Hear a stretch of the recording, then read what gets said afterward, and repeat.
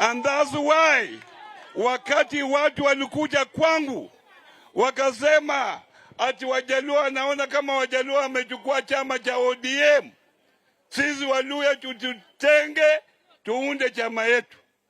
Nikawaambia ngojeeni, hii chama ya ODM tulianza sisi 2005 na siwezi kukubali kwa heshima ya Raila Amolo Odinga napata jaosa mimi kutoka kwa ODM. Watu wengi wakaja kunitembelea na wamekubali sasa hivi sisi tupake kwa tuko pamoja. Na kunataka nilete watu wa Western wote wawe pamoja, ndio kwa sababu unaona hao wabunge wote ambao wamepitia kwa ODM wako hapa. Tuna apology kutoka kwa Bishop Hamala, mbunge wa Lurambi, kwa sababu asikii vizuri, lakini wote wangekuwa hapa.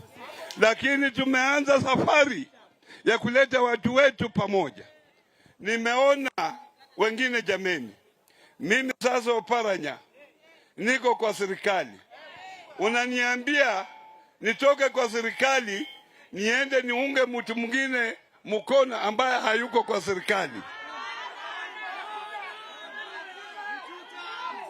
ati yeye ataunda serikali ambayo serikali mimi sijui.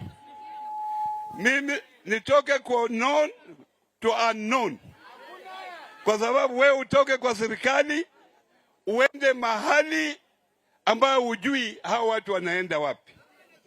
Nataka hao viongozi, kama wewe ni kiongozi ambao umechakuliwa na watu vile mko hapa, uheshimu viongozi wengine. Hiyo ni kitu ya maana sana katika kwa uongozi. Hakuna haja ya kutusi viongozi wengine, kwa sababu hii nchi yetu ni nchi ya demokrasia, na sisi hapa Western, kuanzia hapa Kakamega, tumekubali tuwe kwa serikali. Mumekubali kuwa kwa serikali? Nione wale wamekubali kuwa kwa serikali, nione wale. Na hiyo serikali inaongozwa na Mheshimiwa William nani? Tumekubali kuwa hapo na sisi tushike hapo kama jamii. Wacha nimwambie, mimi nimekuwa kwa siasa miaka mingi.